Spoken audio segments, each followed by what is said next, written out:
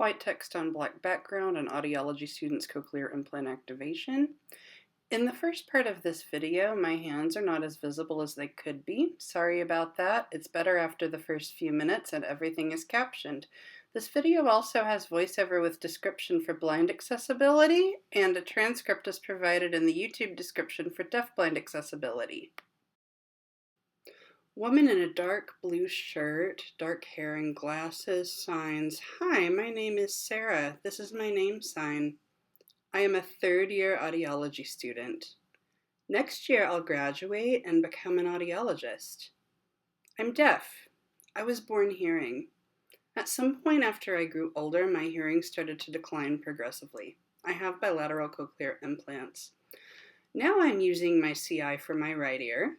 My left CI will be activated today, and I'm recording this video to share the experience. I have two reasons for doing this. The first is that the internet has a lot of CI videos, but typically they don't tell the full story. If you watch them, you might assume that CI hearing is the same as typical hearing ability, just like a hearing person. You might think, wow, CI activation is like magic. My message today is different. The second reason is that incorrect information related to CIs has spread throughout both the deaf and hearing worlds. It shows up on Facebook, on TV, in newspapers, the internet, and even academic articles and books. I want to use my left CI activation as an opportunity for conversation and describing things related to CIs that are often misunderstood. Now I will begin, then go to my appointment for activation. I have 3 important points before I leave. First, it's important to mention that CI users are a diverse group. Each story is different. Some were born deaf or hard of hearing. Some became deaf or hard of hearing as children, teenagers, young adults, or elder adults. Some are deaf or hard of hearing because of genetics, and some because of illness or injury. Some had the experience of spoken language before losing hearing.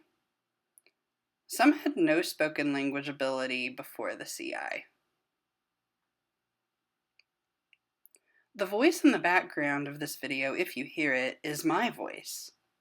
I have perfect speech ability because I had typical hearing ability for so many years. My first CI did not give me this ability. And if you're a native signer, you notice that my signing is clearly non-native. English is my first language, but I sign ASL daily too. The differences in CI users' stories affect CI experiences. For example, someone who is born deaf will have a different experience than mine, and someone who becomes deaf at age 80 will have a different experience than mine. Second, emotional reactions related to CI activation and the CI use experience in general are diverse. Every kind of emotional reaction is okay. Smiling and crying happy tears is okay. Being scared, overwhelmed, and anxious is okay too. CI activation is the beginning of a long process. That process involves a lot of work: speech therapy, auditory training, audiology appointments for programming adjustments and monitoring, and ENT appointments. For children, educational services are added on too. Stories and experiences are diverse, but one commonality is that getting used to the CI requires a lot of effort. Some people who had spoken language experience before losing their hearing can hear pretty well on the same day as the CI is activated, but most do not. Not all CI activations are happy experiences. Looking back on my right CI activation, It was a frightening and stressful experience. I had an air pocket between my skin and the implant that caused some problems. When I started to hear, voices sounded distorted. Remember the movie called E.T.? The line where he says, E.T., home phone. Every human voice sounded like that, like E.T., for the first 3 months.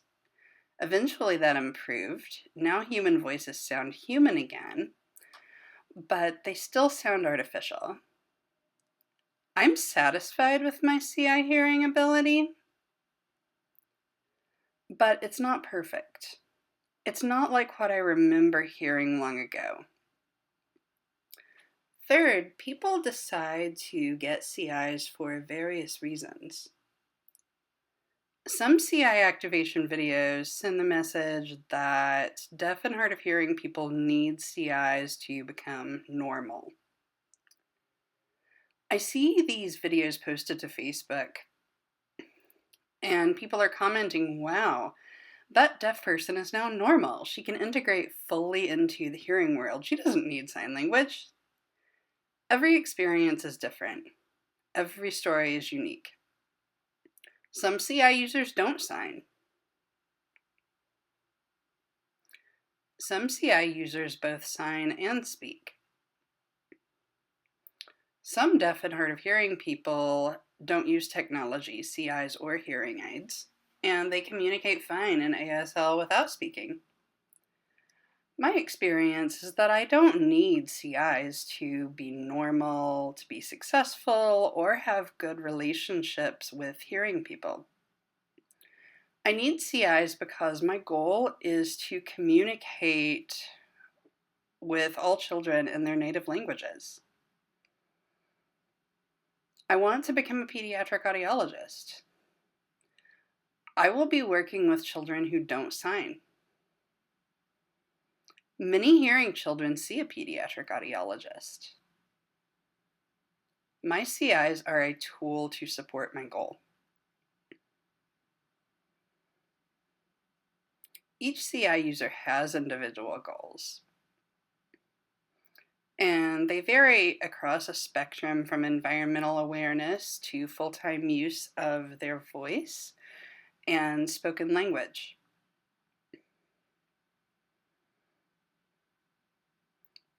I would encourage other people not to compare CIs to deaf culture and ASL as though they are opposites. They aren't. Individual deaf and hard of hearing people can value all three of these.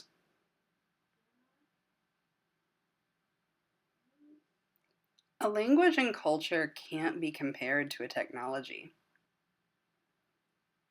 The idea that a deaf CI user has to see the CI as the top priority and ASL as secondary or lesser is wrong and not fair.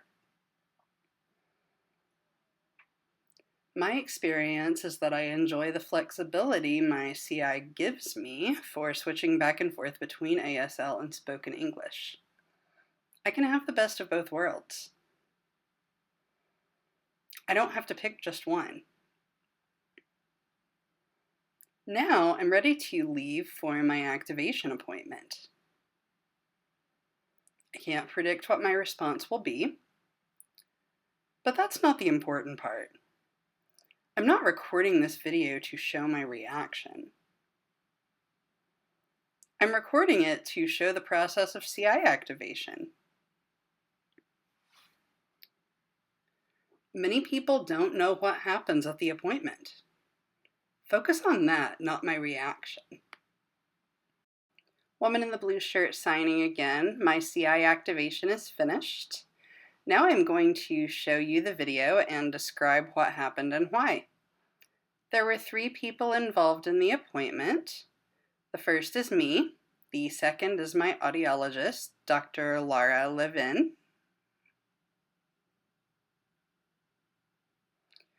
The third is Melissa. She's a 4th-year audiology student and a CODA, child of deaf adults. At times during the appointment, she helped me out with some sign support, which I appreciated. There are parts of the appointment that I'm not showing. Those are the boring parts. First, we started with a hearing test to figure out if I have residual hearing. Second, during the appointment, there are a few times when we needed to keep changing out my magnet. That took a really long time. Third, at the end of the appointment, we tested my hearing again using the left implant. White text, black background reads impedance measurements. Woman signing again. CI activation begins with a process called impedance measurement. Impedance means the resistance to electrical current flow through a system. This is measured for each electrode. This is done first in the operating room after the implant has been inserted, second at activation, and third at every programming appointment. The reason this is important is that it tells us if there's an open circuit, meaning impedance is too high, or a short circuit, meaning impedance is too low. This would not mean that the implant is broken. It would just need to be programmed differently. Possibly some electrodes would need to be turned off.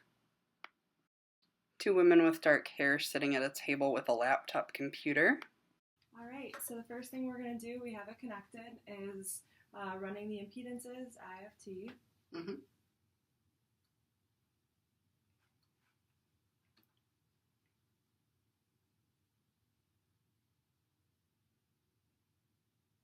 And they looked great at the time of the surgery.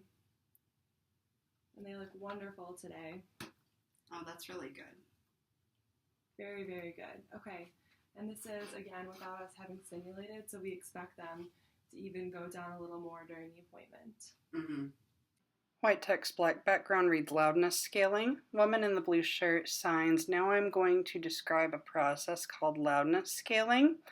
The audiologist gives me a paper to sit on the table.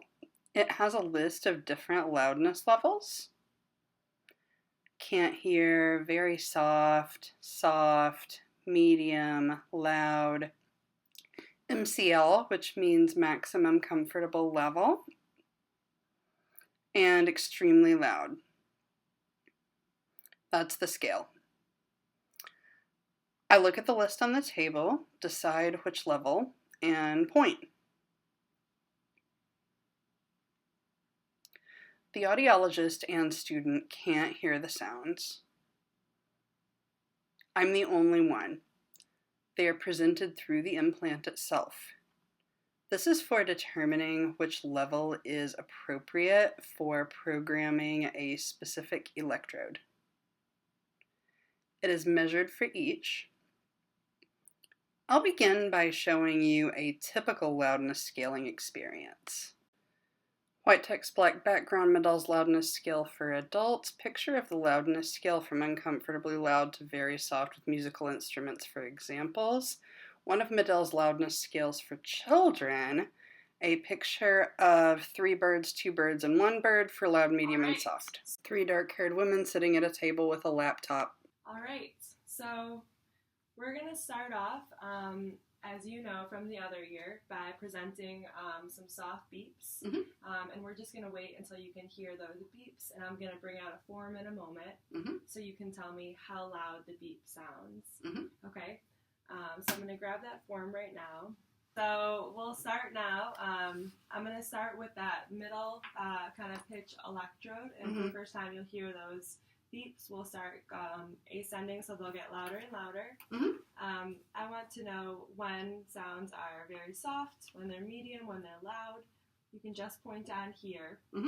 I'm going to be turning the computer away from you, and I'm also going to be taking out the implant in your other ear, so you'll be relying just on the left ear. Okay, I'll pull it off.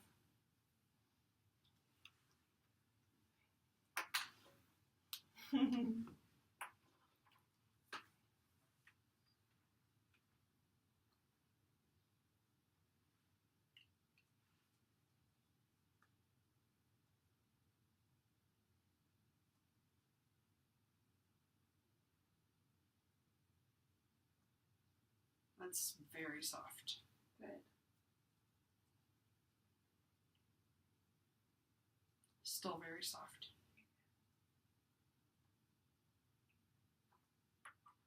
Still very soft.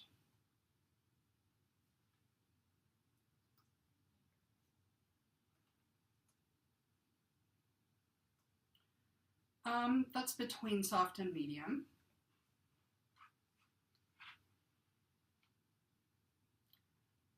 Between medium and loud. That one was more loud. That might be MCL or it might be a step below. I'm not sure. Okay. I like a hair above MCL actually on the first. I think that's MCL. Sure. One more. Okay, that's too much. Sure. That's MCL. Great. White text, black background, reads non-auditory sensations. Woman in blue shirt signs. I need to mention that for programming CIs for babies, we can't do these loudness scaling measurements because babies can't tell us if a sound is loud, soft, etc. How we program for babies is perhaps a topic for another video. Anyway, now I'm going to show you my next video. I experience non-auditory sensations, which means I'm not hearing the sound, I'm feeling it in my body. It's not a typical experience, it's a problem, but it can be fixed using a different way of programming. Sometimes a few electrodes need to be turned off if it happens, but it doesn't mean the implant is broken. I'll show you the video now. 3 dark-haired women sitting at a table with a laptop and a loudness scale. That's closer to loud. Good.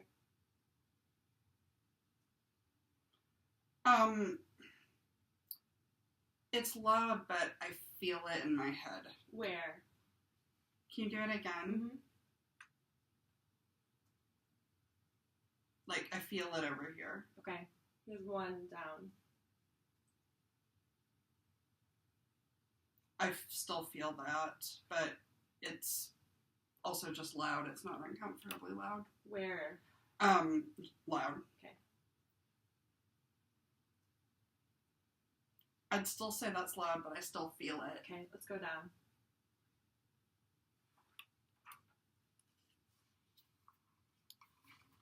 That's between loud and medium.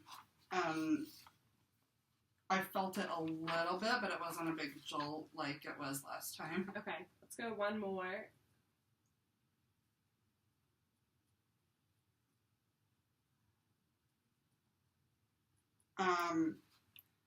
I would say that's between medium and soft, and I didn't feel anything. Okay. We may turn that off. It feels like a thump. Okay. But it doesn't feel like it feels when I've gotten facial nerve stim on this side before. It's a little different. Okay. Like usually on this side I feel it in my eye. Okay. I'm going to have, do you mind translating here? We may turn those two off. Okay. I would like to try both on and off. Okay. Later, once we're in live simulation. Okay. Okay. Yeah.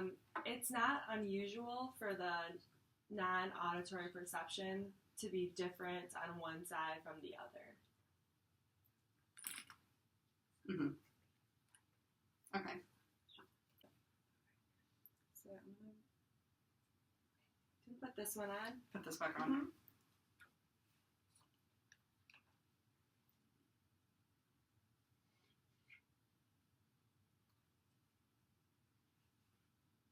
Okay. Okay, good. So we were getting great loudness scaling, but as you saw when we were getting to kind of the range of in between loud and where we had set it, we were getting non-auditory sensations. We're going to try a couple of different things. Mm-hmm. I'm going to interpolate from the measurements that we made, and then we'll turn it down and we'll turn it on in live speech. There's a new programming capacity within MED-EL to present triphasic pulses, and this is designed to reduce those non-auditory sensations. So this is brand new, and we can give that a shot too. And because it's so different from something that you've, experienced before, we'll have to see, what is something that changes over time with that non-auditory sensation, and what's something that we want to monitor really closely with our programming. Okay. White text on black background reads going live. Forgot to mention that a CI program is called a map. Woman in the blue shirt signs. The next video shows going live. Typically, CI activation videos show that part.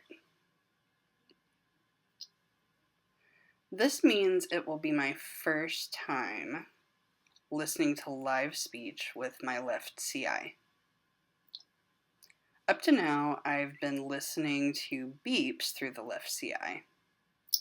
During the process, the audiologist makes adjustments for my comfort and for an appropriate loudness level. Remember that our reactions are diverse. All reactions are okay. 3 dark-haired women sitting at a table with a laptop. Okay, so it's up to you if you would like us to turn on for the first time with your right ear turned on, or if you would like to be listening just with your left. Let's try it with both, because in real life, that's what I'll be doing, right? Absolutely, yeah. And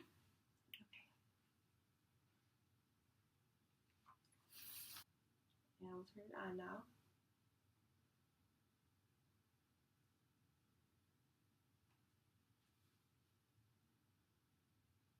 Okay, so it's on right now. Does it have an interesting quality to the sound? Is it uncomfortable at all right now?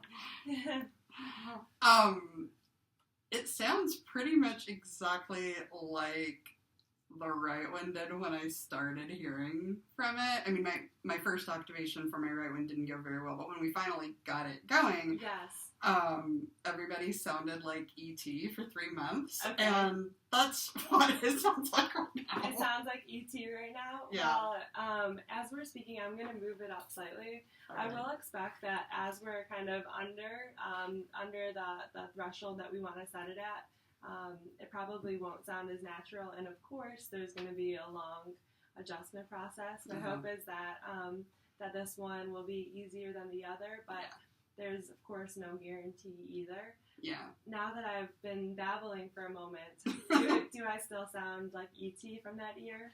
You do. I wasn't really sure whether it would sound like that or not, since I'm so accustomed to hearing from the right one by this point. Yes. But, since I've been through this before, I know that over time that'll resolve. So yes. I'm just laughing because it's funny. I mean, it's a funny sound. Sure. And you're remembering what that's like. Okay. I've turned it up slightly. I'm probably talking at a louder than normal level right now, just to ensure that the levels I'm playing are going to be comfortable. Mm-hmm. Can you tolerate my voice right now? Yeah, it's tolerable. Let me have Melissa say a few words. Sure. How does my voice sound? My voice is a little different than Dr. Levin's. Could you tell there's a difference? I can tell there's a difference, but it's still E.T. Still E.T. Sure. How does your own voice sound? Yeah, like the Sarah version of E.T. The Sarah version of E.T. But that's okay. That's how the right one sounded for a while before I got adjusted to it. Absolutely. I think I'd be concerned if you said today, it sounds like I have perfect hearing, because there will be an adjustment. I think what we'll have to see is what is the adjustment like for the left ear. I'm going to bring it up a little. I think all of us have been talking, again, a little louder than normal volume. So we're not too far off of the range that we've measured those MCLs. Mm-hmm. Right now, how does my voice sound to you in terms of level?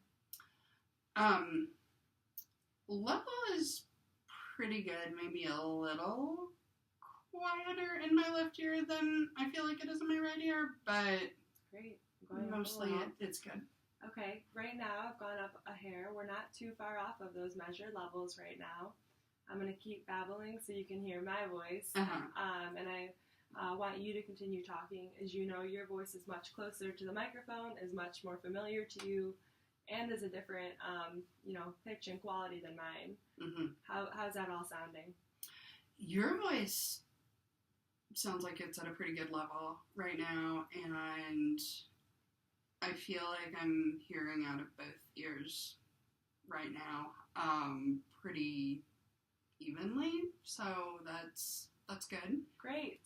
I'm going to go up a little. Now, we're still below those levels that we've measured. I don't want to elicit any sort of discomfort, but I want to see if we can approach those levels without getting non-auditory sensation. Mm-hmm. So right now is basically, this right here is about where we measure those levels. Mm-hmm. Right now, as I'm talking, is that still comfortable there? Yeah, that's good. That's comfortable there. If you had to point on that chart, where would it be? Probably between medium and loud. Good. And remember, this is the first time that you've ever had electric stimulation, so just like before, you will very quickly, I expect, over the next week or so, get used to the loudness and it'll sound quiet. Mm-hmm. We'll program progressive maps again, meaning we'll have different programs that are progressively louder. Mm-hmm. Because I see you so soon, I see you in 1 week, it won't be that necessary for you to work your way through louder and louder programs. Yeah. But I am going to go up one more time here. Okay, how does my voice sound here? Talk a little bit more. Sure. As I'm talking right now, have you noticed any of those sensations that are non-auditory? No non-auditory sensations. Now it feels like my left ear is louder than my right. Okay. So I expect that I'm going to likely set it somewhere around that today where the left sounds louder because you've had this on for less than a few minutes. So right. In 10 minutes or so, it probably won't sound louder. But let's put it here for a moment and have you turn off your right. Okay. And I expect, really sound like E.T. after this. I'm sure. Okay, I'm going to take this off now. Okay, as I'm talking right now, I may have just had a big change in my voice quality, but my first question is volume. How do I sound? Volume sounds good. It's quieter than it was with both on, which it should be. But no complaints. No complaints, good. Well, I'm thrilled that so far we're able to get pretty good loudness right now. Your map was looking really good. We were seeing loudness growth on every one of the electrodes. I'll keep rambling so you can keep hearing me. We did turn off 2 of the electrodes. As you know, we don't need to maximize our electrode use if we're getting some sorts of artifact or non-auditory sensations or more loudness growth on some of them. Mm-hmm. We can try right now turning one more of them on to see. Mm-hmm. I think we will likely leave 12 off no matter what, but let's try turning 11 on. Okay. Are you understanding me pretty well right now? I am. You sound very weird, but yeah. I am understanding you really well, and I'm getting speech sounds that I've not gotten in this ear in a really long time. White text, black background reads Ling 6 and Spundy word check. Woman in the blue shirt signs. Now I'm going to show you the Ling 6 and Spundy word check. We do this for a quick test of whether there's an appropriate level of access to speech sounds. You all will notice in the video that I struggle with some of the speech sounds, but get all the words right. Understand that my experience was typical hearing ability before losing my hearing. Also, I'm an audiology student. Speaking spondy words is a daily routine for me. It's important to mention that on activation day, for a baby, words and speech sounds would not be identifiable. It would be impossible because the baby was born deaf. The baby had no prior experience listening to speech. 3 dark-haired women at a table with a laptop and a speech hoop. I'm going to have Melissa say the ling 6 sounds to you. Okay. And also say some spondies to you. Yep. And we'll see how that looks today. Okay. Okay, ready? Okay. Shh. Either s or sh, but I don't know which. Again? Shh. I can't tell the difference between s and sh right now, but it's one or the other. Shh. Okay. Ooh.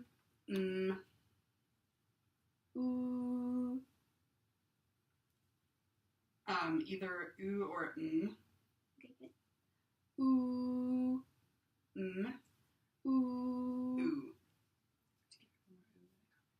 Ooh. I heard it that time. Ooh. S. Either s or sh.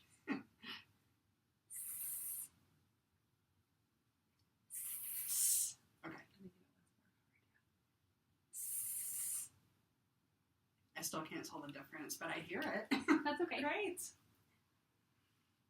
E. E. Ooh. Ooh. Ooh. Ooh. Ooh. Ooh. Ah. Ah. Shh. One of the high frequency ones, or shh. Shh. Shh. It's one of the two. That's okay. That's wonderful. All right, so let's do some spondies now, and just see how you do with that, and then we'll move on from there. Okay. Okay, so airplane. I'll have you repeat it back. You of all people know these. Airplane. Airplane. Baseball. Baseball. Cowboy. Cowboy. Sidewalk. Sidewalk. Toothbrush. Toothbrush. Railroad. Railroad. Cupcake. Cupcake. Sidewalk. Sidewalk. Baseball. Baseball. Railroad. Railroad. And all of them so far. Toothbrush. Toothbrush. Airplane. Airplane. Cupcake. Cupcake. I think that was all of them. Yeah. That was wonderful. White text, black background reads equipment. Woman in the blue shirt signs, the appointment is finished. The activation is finished. We ran out of time before we could discuss the equipment. I didn't really need that because I'm an audiology student and an experienced CI user. I'm going to show you my equipment. For each CI, I was given a bag and a box of equipment.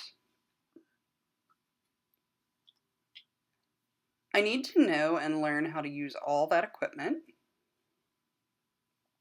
for good continuing function of the implant, processor, coil, etc. To take care of these things in general. I'm going to show you all the equipment, but I actually have 2 times this much equipment that I'm showing you now because I have 2 CIs. I'm only showing you the equipment for my left CI. Cochlear implant equipment spread out across a lavender bedspread. This is a zoomed out view of all of it. Zooming in now on a binder that says Welcome to the Medell Family, a guide for patients. Zooming in now on a white piece that is square and has a cord for plugging in. Zooming in now on several small boxes that say mid-dell and contain tiny pieces of equipment and are encased in larger boxes, 3 larger boxes. Zooming in now on a box that says dry space UV. Zooming in now on a CI processor on top of a black case, and now on more of those small equipment boxes, and back to the square piece with the cord. Now, zooming in on a manual for the processor, and now on a Phonak Roger Select box, a Phonak Roger MyLink box, and a medical procedure manual.